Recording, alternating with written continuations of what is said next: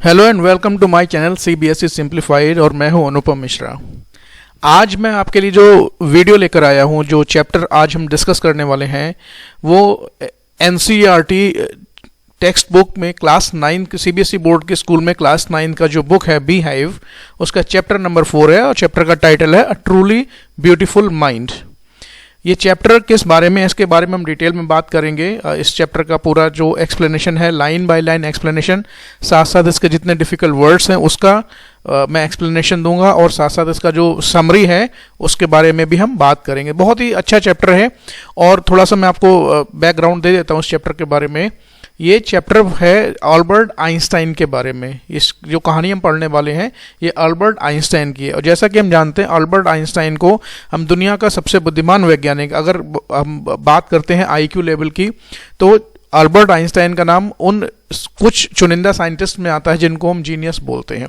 या अगर हम बात करें कि दुनिया में कुछ अगर जीनियस व्यक्ति हुए हैं तो उनमें एक नाम अल्बर्ट आइंस्टाइन का भी आता है, तो उसके बारे में भी हम बात करेंगे। और जैसा कि अल्बर्ट आइंस्टाइन को पूरी दुनिया, ना सिर्फ उनके देश में बल्कि पूरी दुनिया में one of the greatest scientist उनको माना जाता है। जो उनकी जो थ्योरीज उन्होंने दुनिया के सामने रखी और जिसके ऊपर उनको नोबेल प्राइज़ मिला, और साथ साथ वो कैसे एक ऑर्डिनरी स्टूडेंट से, एक ऑर्डिनरी ह्यूमन बीइंग से लेकर कैसे वो एक ग्रेटनेस वो लाइफ में जाकर अचीव करते हैं और कैसे दुनिया उनको जीनियस मानती है, वो सारी चीज़ें इस चैप्टर में हम डिस्कस करेंगे। थोड़ा सा पढ़ लेते हैं इस चैप्टर के बारे में और उसके बाद जो भी डिस्कशन है उसको डिस्कस भी करेंगे। तो चलिए शुरू करते हैं। चैप्टर का टाइटल है अ ट्रूली ब्यूटीफुल माइंड। तो बेसिकली इस चैप्टर में हम अल्बर्ट आइंस्टाइन को साइंटिस्ट के रूप में नहीं, वो ग्रेटेस्ट साइंटिस्ट तो दुनिया के थे, लेकिन अपार्ट फ्रॉम उनकी जो पर्सनल लाइफ थी वो एज ए ह्यूमन बीइंग क्या थे उसके बारे में इस चैप्टर में हम बात करेंगे। सो बिफोर यू रीड, कुछ 2-3 लाइन हम यहाँ डिस्कस कर लेते हैं। What do you think of when you hear the word genius? Who is a genius and what qualities do you think a genius has? जब आपको ये वर्ड सुनाई पड़ता है या आप पढ़ते हैं जीनियस, तो कौन कौन सी चीज़ें जो आपके दिमाग में आती हैं, कौन कौन सी ऐसी क्वालिटीज़ हैं जो आपको लगता है कि जीनियस व्यक्ति के पास होती हैं और किस व्यक्ति को जीनियस पर बोला जाता है। देखिए कोई फिक्स डेफिनेशन तो इसका है नहीं, हालांकि एक वर्ड बहुत ही प्रचलित वर्ड है आईक्यू के बारे में हमने सबने पढ़ा होगा कहीं ना कहीं। तो ऐसा कहा जाता है कि जो साइंटिफिक तरीका है किसी भी व्यक्ति को आईक्यू डिसाइड करने का, तो अगर किसी व्यक्ति का आईक्यू 140 से ज़्यादा है, 140 से ज़्यादा है, तो उस व्यक्ति को जीनियस माना जाता है। तो जीनियस की परिभाषा कोई फिक्स डेफिनेशन तो नहीं है और क्वालिटीज़ भी अलग अलग हो सकती हैं, डिपेंड ऑन ह्यूमन बीइंग, वो कौन है, क्या है। Now we shall read about a young German civil servant who took the world by storm about 100 years ago. तो ये बेसिकली कहानी है Einstein not as a scientist but as a general human being. तो उस व्यक्ति की कहानी है जो किस तरह एक साधारण बालक था, साधारण बालक से वो किस तरह उनको वो जॉब मिलती है, किस तरह वो अपनी एजुकेशन पूरी करते हैं और किस तरह वो डिस्कवरी जिसके वजह से साइंटिस्ट के रूप में उनको हम दुनिया में आज जानते हैं। तो आज से लगभग 100 साल पहले, in the year of 1905, the 26-year-old published in quick succession 4 ground-breaking papers। लगभग आइंस्टाइन का जन्म हुआ था 1879 में और 1905 में, जब यानी कि आइंस्टाइन की उम्र लगभग 26 साल की थी, तो उन्होंने अपनी जो रिसर्च थी, फिजिक्स में जो चीज़ों के बारे में रिसर्च करते थे, तो उसमें उन्होंने कुछ 4 कोई पेपर पब्लिश किए थे अलग अलग टॉपिक्स पर। उसमें एक लाइट के बारे में उनका रिसर्च था, मोशन ऑफ पार्टिकल्स के बारे में रिसर्च था, इलेक्ट्रोडायनामिक्स ऑफ मूविंग बॉडीज उसके बारे में एक रिसर्च था और एनर्जी के बारे में। तो ये 4 अलग अलग पेपर उन्होंने पब्लिश किए थे किसी मैगजीन में।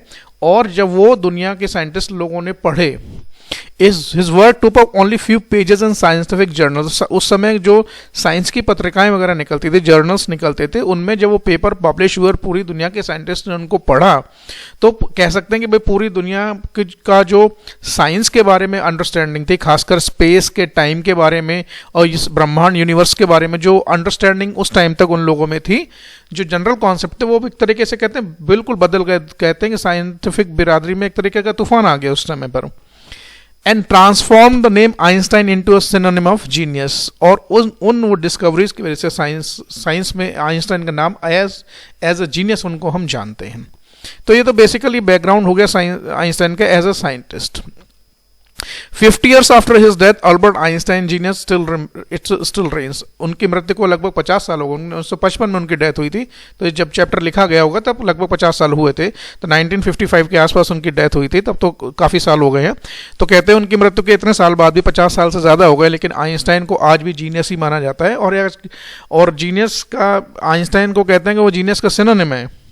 अगर किसी व्यक्ति को बोला जाए कि तुम भाई बहुत बुद्धिमान हो, तो जनरली हम ये टर्म यूज़ भी करते हैं कि तुम बहुत बड़े आइंस्टाइन हो।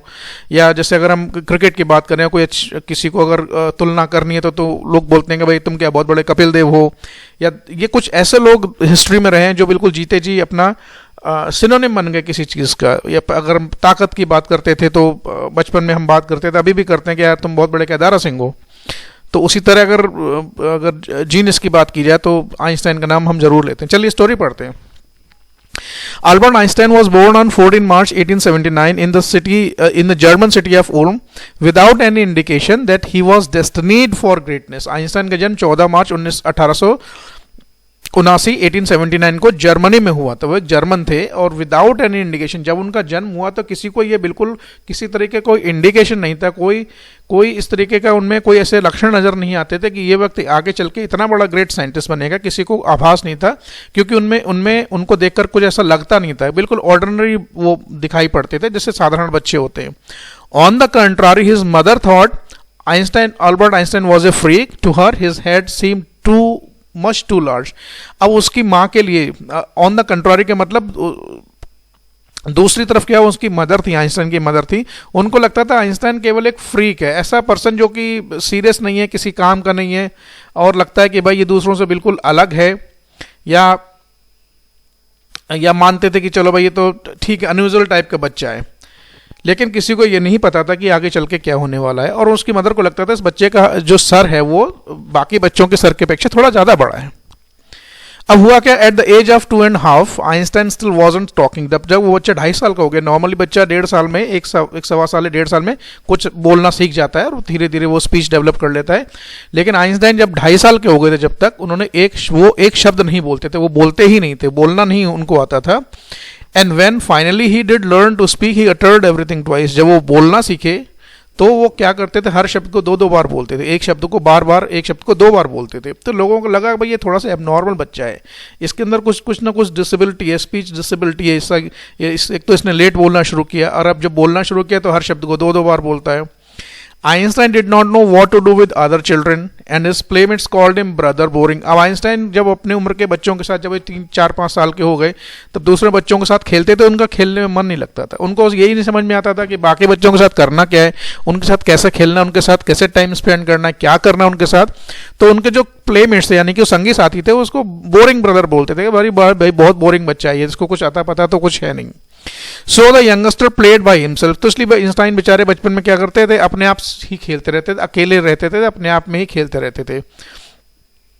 अच्छा, ये इस बॉक्स में ब्लू कलर में एक छोटा सा एक इंसिडेंट है, बेसिकली मैं समझा देता हूँ क्या है। एक हिस्टोरियन थे, Otto Neugebauer, the historian of ancient mathematics, told a story about the boy Einstein that he characterizes as a legend। एक साइंटिस्ट, एक हिस्टोरियन हुए हैं जिन्होंने मैथमेटिक्स का इतिहास लिखा है। तो उन्होंने एक आइंस्टाइन के बारे में एक स्टोरी बताते हैं कि भाई ये जो लड़का आइंस्टाइन है, ये बच्चा एक साधारण बच्चा नहीं था, ये बल्कि एक लेजेंड था, एक आगे चल के महापुरुष बनने वाला था। But that seems Fairlie authentic. और जो वो कहानी बता रहे हैं वो बड़ी ऑथेंटिक कहानी है उसके बारे में, ये बड़ी प्रचलित कहानी है, बहुत ही प्रचलित किस्सा है। As he was a late talker his parents were worried. अब आइंस्टाइन ने थोड़ा सा बाकी बच्चों के मुकाबले भाई देर से बोलना शुरू किया था, तो सबको लगता था भाई एबनॉर्मल बच्चा है। माता पिता भी, उसके पेरेंट्स बड़ा चिंतित रहते थे कि भाई बच्चा आखिर बोलता क्यों नहीं है, 4-5 साल का हो गया है, ये बोलता क्यों नहीं, कहीं ये कोई डिसेबल बच्चा तो नहीं है, ऐसा तो नहीं कि वो गूंगा है, म्यूट है। At last at the supper table one night he broke his silence to say. एक दिन क्या हुआ कि सारी फैमिली भाई शाम को डिनर कर रही थी, और डिनर में उनको सूप फैमिली को सर्व किया गया। तो जब इस बच्चे को सूप दिया गया तो उसने पहली बार, लगभग 5 साल की उम्र रही होगी, तो पहली बार उस एक लाइन बोली, और वो लाइन थी the soup is too hot. भाई सूप तो बहुत गर्म है। तो उसका इम्पैक्ट क्या हुआ, ग्रेटली रिलीव पेरेंट्स को बड़ा भाई अच्छा लगा सुन के, भाई इस बच्चे ने आखिर चलो कुछ तो बोला, हम तो सोच रहे थे बच्चा गूंगा है तो बोल ही नहीं पाता है, जन बाय बर्थ ये गूंगा बच्चा है। तो उनके पेरेंट्स ने पूछा, क्या पूछा, His parents asked why he had never said a word before. Albert replied, because up to now everything was in order. तो पेरेंट्स को बड़ा आश्चर्य हुआ, चिंता तो थी। उन्होंने पूछा, भाई एक बात बताओ, जब तुम बोल लेते थे, तुम्हें बोलना आता था, तो अब तक तुमने कुछ कभी क्यों बोला नहीं? तो आइंस्टाइन ने बोला कि मुझे ऐसा लगता है कि अब तक सारी चीज़ें बिल्कुल ऑर्डर में थी, सारी चीज़ें व्यवस्थित ढंग से चल रही थी, इसलिए मैंने बोलना कभी ज़रूरी नहीं समझा। आज मुझे लगा कि सूप बहुत गर्म है, तो इसलिए मैंने बोल दिया कि भाई ये सूप बहुत गर्म है। तो आइंस्टाइन के बारे में एक रियल किस्सा है, बड़ा ही फेमस किस्सा है। आगे बढ़ते हैं। ही स्पेशली लव्ड मैकेनिकल टॉयज। अगर वो देखो बच्चे सभी बच्चों को खिलौने से खेलना बहुत अच्छा लगता है, तो आइंस्टाइन अपनी उम्र के बच्चों के साथ तो वो खेलते नहीं थे, ज़्यादातर समय वो अकेले ही खेलना पसंद करते थे। और खेलने में भी जैसे बच्चे नॉर्मल टॉय से खेलते थे, वो मैकेनिकल टॉय से ज़्यादा खेलते थे। तो एक दिन क्या हुआ, उनकी एक बहन थी, looking at his newborn sister Maja, he is said to have said fine but where are her wheels. अब उनके एक बहन हुई, कुछ समय बाद उनकी बहन पैदा हुई, उसका नाम था माजा। तो वो जो बच्ची पैदा हुई, तो उन्होंने बच्ची को देखा तो बोला, चलो ये तो चलो अच्छा है, बच्ची है, चलो ठीक है, लेकिन मुझे ये बताओ कि भाई इसके पहिए कहाँ हैं। तो आप समझ सकते हैं इस छोटे से बच्चे में फिजिक्स और इससे मशीन से रिलेटेड चीज़ों के बारे में कितना इंटरेस्ट था एक छोटे से बच्चे में। अब हुआ क्या, ये अब जो आगे के 2-3 पैराग्राफ पढ़ेंगे वो हम उनके स्कूल लाइफ के बारे में, वो कैसे स्कूल में स्टूडेंट कैसे रहे, भाई कितने सफल रहे वो स्टूडेंट में, किन किन सब्जेक्ट में उनका इंटरेस्ट था, इसके बारे में हम पढ़ते हैं। A headmaster once told his father that what Einstein chose as a profession wouldn't matter because he will never make a success in anything. एक दिन जिस स्कूल में वो पढ़ते थे, उसके हेडमास्टर यानी कि प्रिंसिपल ने उनके फादर को बोला, भाई एक दिन बुलाया होगा मिलने के लिए, कहा होगा कि भाई देखो आइंस्टाइन आगे चल के साइंटिस्ट बने, क्या प्रोफेशन चूज करता है, डॉक्टर बनना चाहता है, स्पोर्ट्समैन बनना चाहता है, क्रिकेटर बनना चाहता है, या कुछ और बनना चाहता है, कह रहा है इस बात का कोई मैटर नहीं करता, कोई महत्व नहीं है। उसका कारण क्या है, that he will never make success in anything, वो लाइफ में कभी कुछ कर नहीं पाएगा। मुझे मेरे हिसाब से उनका जो ऑब्जर्वेशन था वो ये कहते हैं, भाई ये तो मूर्ख बच्चा है, लाइफ में कभी इसको सफलता मिलेगी नहीं, तो वो आगे वो क्या पढ़ना चाहता है, क्या बनना चाहता है, इससे कोई फर्क पड़ता नहीं, बिकॉज ही इज अ डम, ही इज अ डफर। ये उनके हेडमास्टर के शब्द हैं। Einstein began learning to play the violin at the age of 6 because his mother wanted him to. He later became a gifted amateur violinist, maintaining this skill throughout his life. अब क्या हुआ, जब वो 6 साल के थे तो उन्होंने ऐसे शौक में भाई वायलिन सीखना शुरू किया। उनकी मदर भी चाहती थी कि बच्चा कुछ तो चलो सीखे, तो 6 साल की उम्र में उन्होंने वायलिन बजाना शुरू कर दिया। और बाद में क्या हुआ, he became a gifted mature violinist, और पूरी जिंदगी जो ये वायलिन बजाने का टैलेंट था, ये शायद उनका एक पर्सनालिटी का एक दूसरा हिस्सा था कि वो एक बहुत बेहतरीन साइंटिस्ट होने के बाद के अलावा एक बहुत अच्छे वायलिनिस्ट थे। लेकिन खास बात ये थी कि वो एक मैच्योर थे, यानी कि प्रोफेशनल नहीं थे, कहीं से सीखा नहीं था, जो कुछ सीखा वो सिर्फ अपने ही वजह से, अपने इंटरेस्ट की वजह से सीखा। और थ्रू आउट वो जब तक जीवित रहे, उन्होंने वायलिन बजाने का शौक था वो कभी भी छोड़ा नहीं। अब बात करते हैं स्कूल के, भी प्राइमरी स्कूल से निकल के मिडिल स्कूल में आते हैं तो फिर क्या होता है। But Albert Einstein was not a beard people, पढ़ने में वो ऐसा नहीं था वो डफर थे, बहुत बेकार स्टूडेंट थे, ऐसा नहीं था। He was just an average student, बिल्कुल एवरेज साधारण स्टूडेंट थे। So he went to high school in Munich Germany में है, जैसा कि हम जानते हैं, where Einstein family had move when he was 15 months old. अब उनकी फैमिली, जब आइंस्टाइन करीब 15 महीने के थे, तो उनकी फैमिली पूरी बच्चों को लेकर कहाँ चली गई, म्यूनिक में चली गई, और वहाँ एक स्कूल में एडमिशन करा दिया। जब वो स्कूल में पढ़ रहे थे, he scored good marks in almost every subject, उनके लगभग हर सब्जेक्ट में अच्छे ही नंबर आ जाते हैं। तो हम कह सकते हैं कि वो भाई पढ़ने में तो बुरे नहीं थे, शुरुआत से एवरेज स्टूडेंट थे, हर सब्जेक्ट में अच्छे नंबर आ जाते थे। अब उनको समस्या क्या थी स्कूल में, समस्या ये थी कि Einstein hated schools regimentation and often clashed with the teachers. अब उनको जो स्कूल का रेजिमेंटेशन बेसिकली कहते हैं डिसिप्लिन का। देखिए, जब आप बच्चे स्कूल में जाते हैं तो स्कूल के नियम फॉलो करने पड़ते हैं, रूल्स और रेगुलेशंस होते हैं, डिसिप्लिन होता है जिसको फॉलो करना पड़ता है, एक पैटर्न से पढ़ाई होती है, सिलेबस होता है, बहुत सारी चीज़ें, रेक्टिफिकेशन होता है, चीज़ें रटनी पड़ती हैं, एग्जाम। तो आइंस्टाइन को ये सब चीज़ें बिल्कुल पसंद नहीं थी। वो जो टिपिकल पढ़ाई का तरीका है, वो उस पढ़ाई के तरीके को सही नहीं मानते थे, और रॉट लर्निंग में तो भरोसा विश्वास ही नहीं करते थे। वो उनके जब भी अगर अपने टीचर से वो कोई क्वेश्चन पूछते हुए तो बड़ा लॉजिकल क्वेश्चन होता था।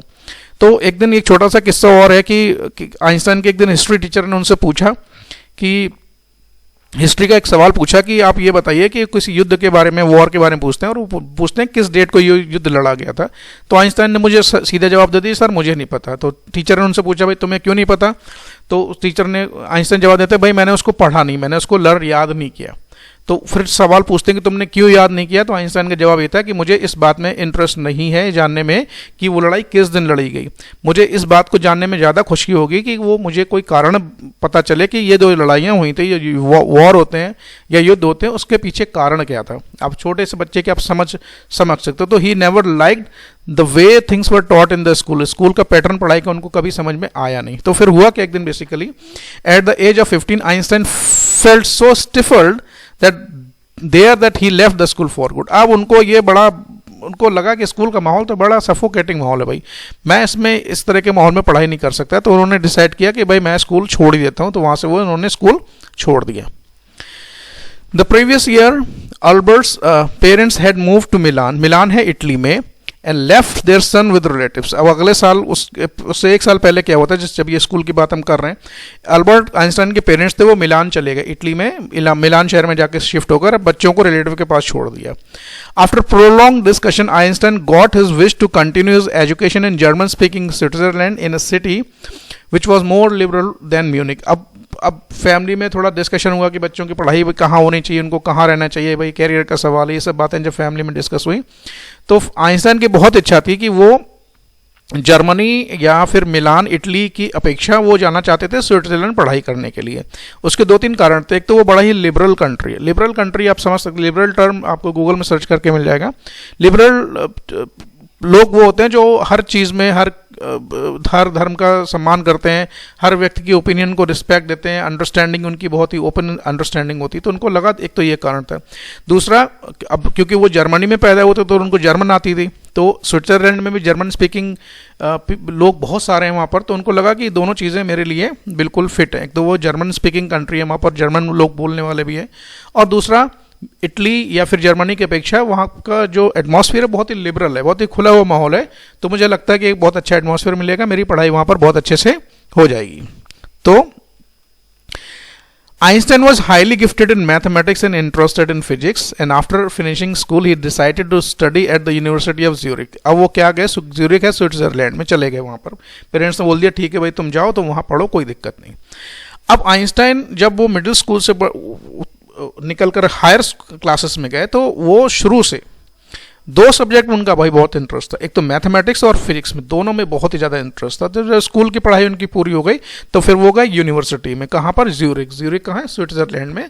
किसी यूनिवर्सिटी में उनको एडमिशन मिल गया, एडमिशन ले लिया और वहाँ पर उन्होंने वहाँ पर पढ़ाई शुरू कर दी। But science wasn't the only thing that appeal to the dashing young man with the walrus moustache. Moustache बोलते हैं मूंछों को, एक फ्रेंच वर्ड है। वॉलरस एक खास पैटर्न की मूछें होती हैं। अच्छा देखिए, एक फोटो यहाँ पर इसमें 2 फोटोग्राफ दिखाए गए हैं। अब इसको हम ज़रा समझ लेते हैं। ये अल्बर्ट आइंस्टाइन का फोटो तब का है जब वो 21 साल के थे, 1900 में फोटो खींचा गया था। ये पेंटिंग भी हो सकती है, रियल फोटोग्राफ भी हो सकता है। और ये आइंस्टाइन का फोटो है 1955 का। दोनों के बीच में करीब 55 साल का फर्क है। ये 21 साल के हैं और ये लगभग 76 के। शायद उनके डेथ वाले इसी साल उनकी डेथ भी हुई थी। तो आइंस्टाइन को वर्तमान स्वरूप में जब हम जहाँ देखते हैं तो उनकी जो ये वाली फ़ोटो है जिसमें लंबे लंबे उनके बाल हैं और ये वॉलरस टाइप की मूछें हैं, इसी फोटो को हम सबसे ज़्यादा देखते हैं। सबसे कॉमन फोटो अगर आइंस्टाइन की कहीं देखने को मिलती है तो ये राइट हैंड साइड वाली ही मिलती है। अब जब वो यूनिवर्सिटी में भाई एडमिशन लेने गए तो सीधी सी बात है, बड़ा ही लिबरल माहौल था और उनके इंटरेस्ट वाले सब्जेक्ट वहाँ पर पढ़ रहे थे और थोड़ा सा डैशिंग और यंग और डैशिंग पर्सनालिटी भी थी। इंटेलिजेंट तो खैर वो थे ही, इसमें कोई शक नहीं है। तो उनके लाइफ में एक चीज़ और हुई, और वो चीज़ क्या थी, वो थोड़ा सी हर किसी व्यक्ति के लाइफ में, खासकर अगर वो जब इस तरह के माहौल में पढ़ाई करता है तो ये सब चीज़ें बड़ी कॉमन होती हैं, खासकर बड़े शहरों में। तो हुआ क्या basically, he also felt a special interest in a fellow student Mileva Maric whom he found to be a clever creature। इसको पढ़ते हैं क्रिएचर नहीं, बहुत से बच्चे क्रिएचर पढ़ते हैं, इसको क्रीचर इसका सही प्रोनाउंसिएशन है। तो जब वो पढ़ रहे थे तो उनको वहाँ एक लड़की से उनकी मुलाकात हुई। लड़की का नाम था मेलिवा मैरिक और उस लड़की को बहुत ही इंटेलिजेंट, बहुत ही सोफिस्टिकेटेड, बहुत ही इंटेलिजेंट वो लड़की थी। और उनको लगा कि यार ये तो बिल्कुल मेरे टाइप की लड़की है, मेरे लेवल की लड़की है, बहुत ही क्लेवर और बहुत ही बुद्धिमान लड़की थी। This young सर में देखिए एस कैपिटल है, had come to Switzerland because the University of Zurich was one of the few in Europe where women, इसको पढ़ते हैं WOMEN, इसको मैंने कई लोगों को सुना है को वी मैन बोलते हैं, इसका सही प्रोनाउंसिएशन विमेन है। तो उसका कारण था कि सर्ब बेसिकली ये वर्ड है उन लोगों के लिए यूज़ किया था जो सर्बिया को बिलोंग कर, सर्बिया के रहने वाले जो सिटीजन हैं उनको सर्ब बोलते हैं शॉर्ट में। तो ये जो लड़की थी बेसिकली कहाँ की रहने वाली थी, सर्बिया की लड़की थी, और स्विट्जरलैंड पढ़ाई इसलिए करने आई थी कि जो यूनिवर्सिटी ज्यूरिख में यूनिवर्सिटी थी वो बहुत ही चुनिंदा यूनिवर्सिटीज़ में एक थी जहाँ पर लड़कियों को पढ़ाई करने की अनुमति थी और लड़कियाँ वहाँ पर पढ़कर डिग्री ले सकती थी। तो यही कारण था कि वो सर्बिया से स्विट्जरलैंड पढ़ने आई थी और यूनिवर्सिटी ऑफ ज्यूरिख में उसी कॉलेज में पढ़ रही थी जहाँ पर आइंस्टाइन वहाँ पर पढ़ने गए थे। अब दोनों का भाई मुलाकात हुई, मुलाकात होने के बाद बातें शुरू हुई और आइंस्टाइन को लगा कि भाई ये लड़की मेरे लिए बिल्कुल फिट है, तो उससे दोस्ती की जा सकती है, जैसे कि नॉर्मली कई लोगों की लाइफ में ऐसा होता भी है। Einstein saw in her an ally against the Philistines, those people in his family and at the university with whom he was constantly at odds। अब वो जहाँ पढ़ाई करते थे वहाँ पर भी उनके देखे आइंस्टाइन के विचार कई लोगों से मिलते नहीं थे, क्योंकि बहुत ही लॉजिकल बातें करते थे। उनको उनका शुरू से उनका जो सेंस था, जो अंडरस्टैंडिंग चीज़ों के प्रति थी, वो बाकी लोगों से बड़ा अलग थी। वो कॉमन लोगों की तरह सोचते नहीं थे। तो उनको लगा कि भाई ये जो यहाँ जिस तरीके का माहौल है, जिस तरह की मेरी फैमिली में मेरे आसपास के लोग हैं, खासकर यूनिवर्सिटी में जो लोग हैं जिनसे मेरे कभी विचार मिलते नहीं हैं, बट मुझे लगता है कि इन सबके बीच में ये जो लड़की है ये ऐसी लड़की है जिससे मेरे विचार भी मिलते हैं और मुझे ये पसंद भी है। तो हुआ क्या, the couple fail in love, जैसे कि एक रोमांटिक प्रेम कहानी की शुरुआत हुई, वहां पर दोनों को एक दूसरे से प्यार हो गया। Letter survive in which they put their affection into words mixing science with tenderness. अब वही लेटर्स का आदान प्रदान होना शुरू हो गया। अब लेटर के आदान प्रदान में बहुत सारी बातें ऐसी होती थी जो जिसमें वो साइंस के बारे में बातें करते थे और दूसरे कई दुनिया भर के टॉपिक्स के बारे में एक दूसरे के को लेटर लिखते थे। वो लेटर आज भी सुरक्षित हैं, पढ़े जा सकते हैं। तो एक लेटर में आइंस्टाइन क्या लिखते हैं, wrote Einstein, how happy and proud our shall be when we both have brought our work on relativity to a victorious conclusion. कह रहा देखो मुझे कितनी खुशी और कितना प्राउड फील होगा जब हम दोनों मिलकर किसी एक प्रोजेक्ट पर काम करेंगे, वो साइंस का फिजिक्स का प्रोजेक्ट जिसमें रिलेटिविटी के बारे में हम रिसर्च करेंगे और दोनों मिलकर किसी एक कंक्लूजन पर पहुंचेंगे और वो जब पब्लिश होगा तो मुझे इस चीज़ में बड़ा खुशी होगी कि मेरा साथ देने के लिए जो लड़की है वो मेरे समान ही इंटेलिजेंट है। और दूसरी खास बात यह है कि हम दोनों का इंटरेस्ट एक ही चीज़ में, एक ही सब्जेक्ट में है। अब हुआ क्या, In 1900, at the age of 21, Albert Einstein was a university graduate and unemployed। 21 साल के हो गए अल्बर्ट आइंस्टाइन, बात है 1900 की। कॉलेज की डिग्री की पढ़ाई पूरी हो गई, डिग्री मिल गई, कॉलेज से बाहर आ गया, लेकिन उनको कहीं जॉब नहीं मिली। He was unemployed. अब क्या हुआ, he worked as a teaching assistant, gave private lessons and finally secured a job in 1902 as a technical expert in a patent office in Bern. अब क्या हुआ, लगभग 2 साल तक वो लगभग अनएम्प्लॉयड रहे, कहीं जॉब वगैरह नहीं मिली। तो पैसे कमाने के लिए पहले वो टीचिंग असिस्टेंट बन गए, फिर वो प्राइवेट ट्यूशंस देनी शुरू कर दी। बाद में लगभग 1902 में, यानी कि 2 साल बाद, एट द एज ऑफ 23, वो उनको एक टेक्निकल एक्सपर्ट के रूप में जॉब मिल गई। कहाँ, in a patent office in Bern. Bern Germany में है, जर्मनी में है, आई थिंक या स्विट्जरलैंड में है, I am not very much sure. तो उनको एक पेटेंट ऑफिस में वहाँ पर उनको एक टेक्निकल एक्सपर्ट की नौकरी मिल गई। पेटेंट ऑफिस बेसिकली वो ऑफिस होते हैं जहाँ पर जैसे कोई नया इन्वेंशन होता है तो इन्वेंशन को पेटेंट कराने के लिए आपको पेटेंट ऑफिस में अपना वो इन्वेंशन को रजिस्टर कराना पड़ता है। बहुत सारे उसके लीगल प्रोसेस होते हैं, उसके हम डिटेल में नहीं जाएंगे। सो वाइल, अब उनका काम क्या था, भाई पेटेंट ऑफिस में नौकरी मिल गई, टेक्निकल एक्सपर्ट थे, तो उनका काम क्या था, while he was suppose to be assessing other people's inventions, Einstein was actually developing his own ideas in secret. अब उनका बेसिकली काम तो था कि भाई जो लोगों के इन्वेंशन आते थे उनके देख परख करना, उनको इवेल्युएट करना, उनको रेटिंग्स देना, जो भी प्रोसेस होता है उसको फॉलो करना, या जो उनका ऑफिशियल काम था। लेकिन साथ साथ वो क्या कर रहे थे, वो बिना किसी को बताए सीक्रेटली उन्होंने जो थ्योरीज जिसके बारे में हमने चैप्टर की शुरुआत में बात की थी, 4 टॉपिक्स पर उन्होंने पेपर पब्लिश किए थे, तो उन्होंने धीरे धीरे उन चीज़ों पर काम करना शुरू कर दिया और इतना सीक्रेटली काम किया कि किसी को वहाँ कानों कान खबर नहीं होती थी। वो क्या करते थे, जब भी खाली समय मिलता था वो पेपर पर अपना जो भी रिसर्च वगैरह वो अपना लिखते रहते थे और लिखने के बाद जो उनको टेबल असाइन हुई थी, अब चूंकि वो टेक्निकल एक्सपर्ट थे तो ऑब्वियसली उनको बैठने के लिए एक चेयर और एक टेबल दिया गया था। एक ड्रॉर वो एक बड़ी सी मेज होती है जिसमें सामान रखने की जगह होती। तो वो जब ऑफिस से जाते थे अपना पेपर वगैरह सब उसी में लॉक करके चले जाते थे। और जितने भी साल उन्होंने काम किया इतना सीक्रेटली काम किया कि किसी को कानों कान खबर नहीं हुई कि ये जो बेसिकली उनका जो जॉब है उसको करने के अलावा ये कुछ और भी कर रहे हैं। तो सीक्रेटली वो अपना काम करते रहते थे। पेपर्स कभी किसी को उन्होंने बताया नहीं, कभी किसी को इसके बारे में जानकारी हुई नहीं। He is said to have jokingly called He is said to have jokingly called his desk drawer at work the Bureau of Theoretical Physics। तो बड़ा मजाकिया तौर पे कभी कभी वो बोलते थे कि भाई जो ड्रॉर उनको ड्रॉर मिली थी काम करने जिसमें पेपर्स वगैरह वो अपने रखते थे, तो उसको ब्यूरो ऑफ थियोरेटिकल फिजिक्स कहते हैं। ब्यूरो बेसिकली एक बड़ी सी मेज होती है जिसमें ड्रॉर वगैरह होती हैं, उसमें सामान रखने की जगह होती है, उसको ब्यूरो बोलते हैं। अब हुआ क्या, अब देखिए शुरुआत होती है उनके एक पहले बचपन का उनका दिन, बचपन कैसा रहा, फिर वो स्कूल में कैसे रहे, फिर वो हाई स्कूल में गए, फिर हायर स्कूल में गए, कॉलेज में जब ग्रेजुएट है तब उनकी लाइफ कैसी थी, उसके बाद जब उनके वो जब व्हेन ही बिकेम एम्प्लॉयड, जब वो उनके एक जॉब मिल गई और 2-3 साल उन्होंने जब भी जितने भी समय काम किया 2-3 साल 1905 में 3 साल लगभग वो अपने रिसर्च करते रहे चुपचाप शांत। तो one of the famous papers of 1905 was Einstein special theory of relativity. 1905 में लगभग 3 साल की मेहनत के बाद उनका जो सब पहला पेपर पब्लिश हुआ, और वो पेपर किस पर था, स्पेशल थ्योरी ऑफ रिलेटिविटी के ऊपर उन्होंने अपना एक हाइपोथेसिस दिया था और पूरा उसमें डिटेल में उसका डिस्क्रिप्शन था। तो वो स्पेशल थ्योरी ऑफ रिलेटिविटी थी क्या, बेसिकली साइंस के बच्चे, फिजिक्स के बच्चों ने ये सब पढ़ा जरूर होगा, थोड़ा सा एक्सप्लेन कर देता हूँ। और उस रिलेटिविटी की थ्योरी के हिसाब से क्या था, according to which time and distance are not absolute. Indeed कह रहा है कि टाइम और डिस्टेंस कभी भी एब्सोल्यूट पैरामीटर नहीं होते हैं।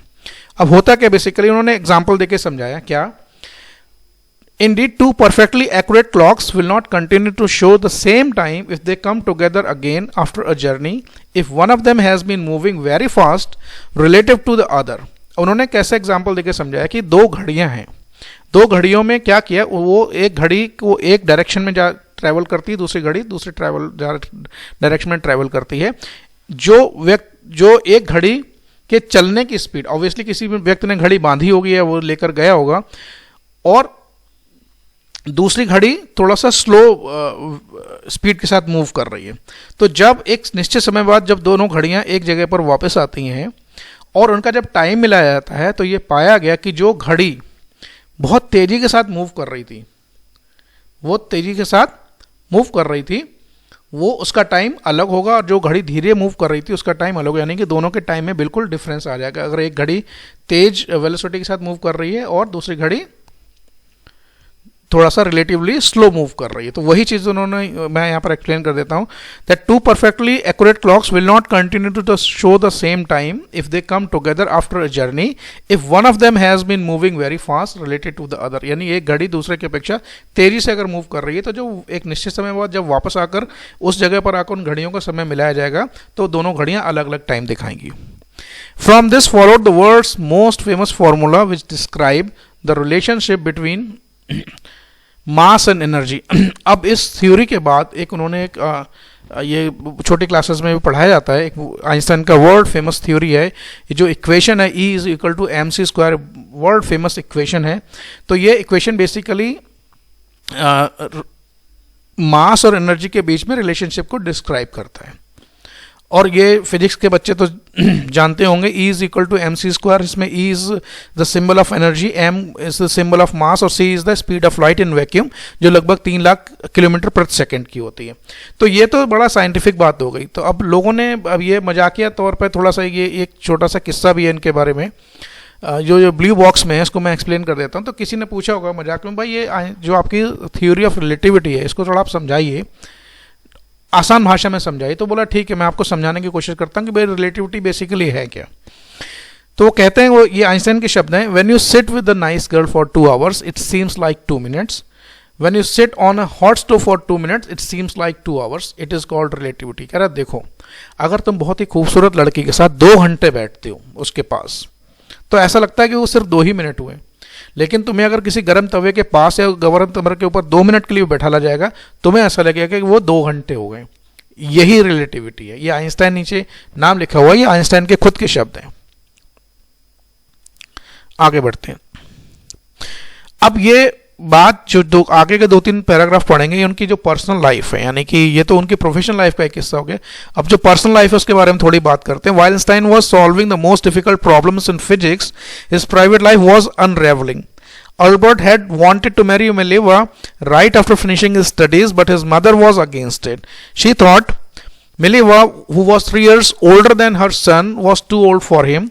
She was also bothered by Milevia's intelligence. अब क्या वो जब आइंस्टाइन जब ये सब सारे रिसर्च वगैरह कर रहे थे और पेपर उनके लगभग पब्लिश हो रहे थे, तो उनकी जो अपनी पर्सनल लाइफ थी बड़ा ही अनरेवलिंग टाइप की, बड़ा डिस्टर्ब टाइप की उनकी लाइफ हो रही थी। अब वो दिक्कत क्या थी, जो उनकी जो गर्लफ्रेंड थी अल्बर्ट आइंस्टाइन की, मिलेवा, वो उससे शादी करना चाहते थे। कहते थे कि भाई जैसे कॉलेज मेरा खत्म हुआ मैं उससे शादी करना चाहता था, लेकिन हो नहीं पाई। क्यों? उसकी मदर, आइंस्टाइन की मदर इस शादी के बिल्कुल अगेंस्ट थी।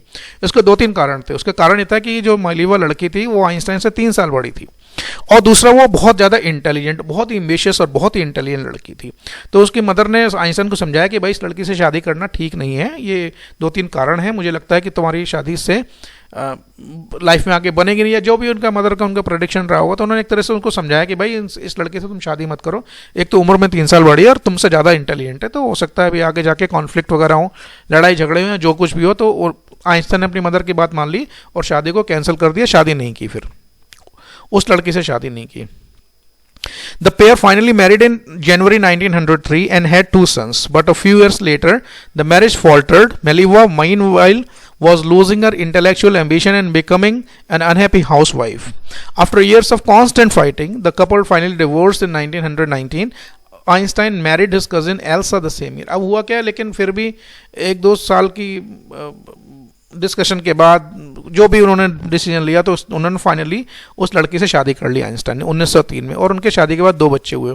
कुछ साल बाद, शुरू में तो थोड़ा सब कुछ ठीक चलता रहा भाई, बहुत बढ़िया हैप्पी लाइफ चलती रही। धीरे धीरे क्या हुआ, दोनों के बीच में झगड़े शुरू हो गए, पर्सनल लाइफ में कॉन्फ्लिक्ट शुरू हो गए, जैसा कि उनकी मदर ने प्रेडिक्ट किया था। उसका कारण वही था। कारण क्या था, मिलेवा को लगता था कि वो बहुत ही इंटेलिजेंट लड़की थी, साइंटिफिक टेम्पर था, वो भी शायद अपने फील्ड में, साइंस के फील्ड में बहुत कुछ करना चाहती थी। अब उसकी हो गई शादी, वो बन गई बेचारी हाउसवाइफ। अब घर के उसको सारे काम करने पड़ते थे। उसको लगता था मेरा जो लाइफ का एम्बिशन है, मेरा गोल है, वो तो अब मुझे मिलने से रहा, मेरा तो बिल्कुल कैरियर ही चेंज हो गया। तो बड़ा डिप्रेस रहने लगी और इसको ब्लेम करती थी आइंस्टाइन को, और लड़ाई झगड़े हस्बैंड वाइफ में बहुत शुरू हो गए। तो लगभग कई सालों की कॉन्स्टेंट फाइट और बिकरिंग और कांस्टेंट आर्ग्यूमेंट्स के बाद दोनों ने डिसाइड किया फाइनली कि भाई हम लोगों को अलग अलग हो जाना चाहिए। तो 1919 में लगभग शादी के 16 साल बाद दोनों लोग अलग अलग हो गए, डिवोर्स हो गया, फाइनली अलग अलग हो गए। और आइंस्टाइन ने क्या किया, आइंस्टाइन ने वेट खुद बिल्कुल भी इंतजार नहीं किया और उसी साल उस लड़की की कजिन जिसका नाम एल्सा था उससे शादी कर ली। ये तो रही उनके पर्सनल लाइफ की बात। अब क्या हुआ, ये थोड़ा सा अब आगे जो इंसिडेंट है बड़ा ही इंपॉर्टेंट है। Einstein new personal chapter coincided with his rise to the world fame। अब वो देखिए ये व्यक्ति ग्रेट से ग्रेटनेस की तरफ कैसे बढ़ता है। In 1915 he had published his general theory of relativity which provided a new interpretation of gravity। 1915 में उन्होंने एक और थ्योरी पोस्टुलेट की जिसका नाम था जनरल थ्योरी ऑफ रिलेटिविटी। और जब ये थ्योरी जब मैगजीन्स में पब्लिश हुई, लोगों ने इसको साइंस ने उसको पढ़ा, तो उसको पढ़ने के बाद जो ग्रेविटी के बारे में एक जनरल इंटरप्रिटेशन था लोगों के, साइंस जो साइंटिस्ट थे उनके मन में, उनकी जो अंडरस्टैंडिंग वो पूरी तरीके से बदल गई। आइंस्टाइन ने क्या किया था, an eclipse of the sun in 1919 brought proof that it was accurate. तो उन्होंने जब ये थ्योरी ऑफ रिलेटिविटी आई थी 1915 में, तो उन्होंने लगभग उसी समय पर एक प्रेडिक्शन किया था, एक एक्लिप्स, सूर्य ग्रहण के बारे में एक्लिप्स किया था, जो कि 1919 में हुआ। और उसके बारे में उन्होंने कुछ प्रेडिक्शन किए थे, कुछ कैलकुलेशन वगैरह किए थे, कुछ प्रेडिक्शन किए थे। जब वो 1919 में सोलर एक्लिप्स यानी कि सूर्य ग्रहण हुआ, तो उनका जो फाइंडिंग्स थी, उनका जो रिजल्ट था, तो आइंस्टाइन की जो प्रेडिक्शन थे उनसे मैच किया गया, वो बिल्कुल एक्यूरेट निकला। उन्होंने क्या प्रेडिक्ट किया था, Einstein had correctly calculated in advance the extent to which the light from fixed stars would be deflected through sun's gravitational field. The newspaper proclaimed his work as a scientific revolution। उन्होंने बिल्कुल accurately calculate कर लिया था कि जब ये सूर्य ग्रहण पड़ेगा तो क्या होगा, सूर्य से जो निकलने वाली लाइट है, जो स्टार्स हैं, उनसे जो निकलने वाली लाइट है, वो जब सूर्य के ग्रेविटेशनल फोर्स में एंटर करेगी तो वो किस एंगल पर कितना डिफ्लेक्ट होगी, यानी कि डायरेक्शन उसका कितना चेंज होगा, उसका कैलकुलेशन आइंस्टाइन ने बहुत एडवांस में कर दिया था। तो जब वो सोलर एक्लिप्स हुआ तो उसको जब कैलकुलेशन उसकी जब निकाली गई, उसको जब उस पर रिसर्च हुआ तो देखा गया कि जो आइंस्टाइन ने प्रेडिक्शन किया था वो बिल्कुल एक्यूरेट था, उसमें कोई गलती कोई कमी नहीं थी। अब लोगों ने जब इसको उस चीज़ को देखा तो उनको कहा भाई ये तो साइंस में एक तरीके का रिवोल्यूशन आ गया, भाई तो क्रांतिकारी चीज़ साइंस के फील्ड में आ गई। Einstein received Nobel prize for physics in 1920। इस शानदार डिस्कवरी के लिए, इस पर थ्योरी ऑफ रिलेटिविटी और थ्योरी ऑफ स्पेशल रिलेटिविटी, उनके जो फाइंडिंग्स थी, जो रिसर्च था उनके बेसिस पर उनको फिजिक्स का नोबेल प्राइज मिला कब, 1921 में। And he was showered with honours and invitation from all over the world and lauded by press. अब जैसे उनको नोबेल प्राइज मिला वो तो वर्ल्ड फेमस हो गए, तो दुनिया भर से पुरस्कार उनको मिले, बहुत सम्मान मिला, दुनिया भर से उनको बुलाया गया, जगह जगह देशों में उनको बड़ा सम्मान मिला, और he was also lauded by press और मीडिया ने भी उनका बहुत सम्मान किया, बहुत उनकी तारीफ की। अब हुआ क्या इसके लिए बेसिक, आप देखिए साइंस वो ग्रेट से बिल्कुल ग्रेटनेस की तरफ बढ़ चुके थे। अब देखिए लाइफ में उनके एक बहुत बड़ा ट्विस्ट आया, एक टर्न आया। हुआ क्या, when the Nazis came to power in Germany in 1933, Einstein immigrated to the United States. 5 years later, the discovery of nuclear fission in Berlin had American physicists in an uproar. अब क्या हुआ, जैसे Nazis 1933 में जब Germany पर Hitler की Nazi सेनाओं का कब्जा हो गया तो आइंस्टाइन वहां से बाकी लोगों के जैसे बहुत सारे लोग वहां से फ्लैट हो गए, वहां से फ्ली हो गए, वहां से भाग गए, वहां से छोड़ के।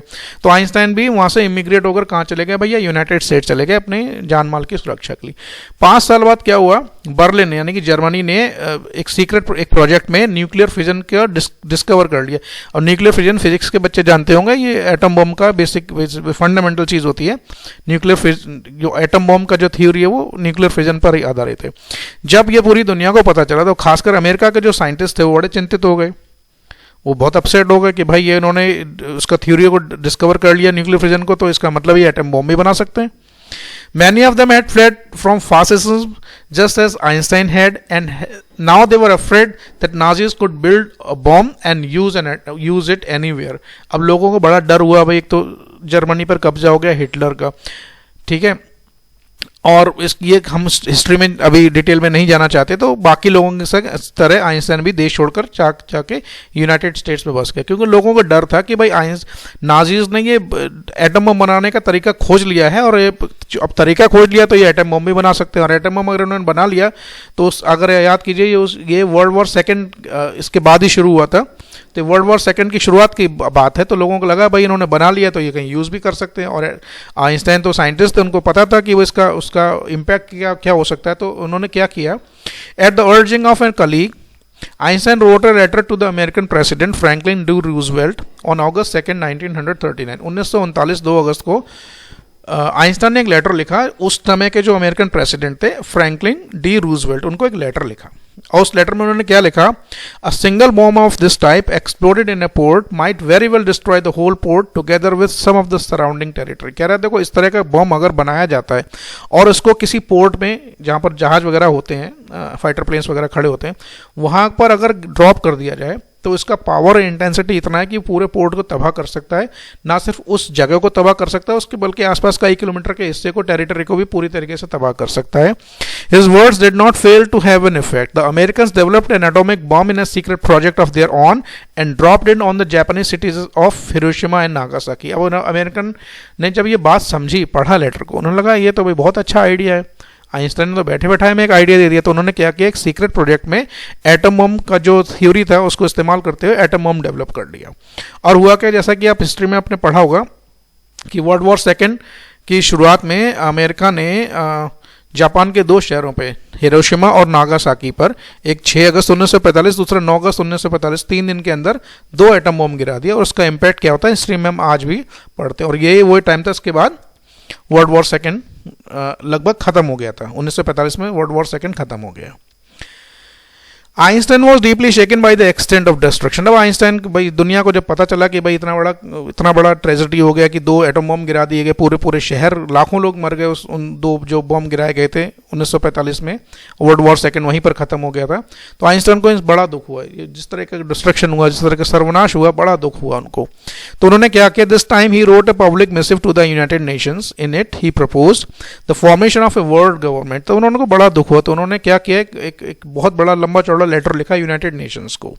यूनाइटेड नेशंस एक संस्था है जो कि बहुत सारे उनके काम होते हैं, तो उसमें उन्होंने प्रपोज किया कि भाई एक वर्ल्ड गवर्नमेंट बनानी चाहिए जिसमें दुनिया के जो जो खास लोग हैं अच्छे अच्छे पदों पर या इस तरह के लोग हैं उनको उनसे मिलाकर एक लोगों को मिलाकर एक वर्ल्ड गवर्नमेंट बनाई जाए दुनिया की भलाई के लिए वो जो काम करें।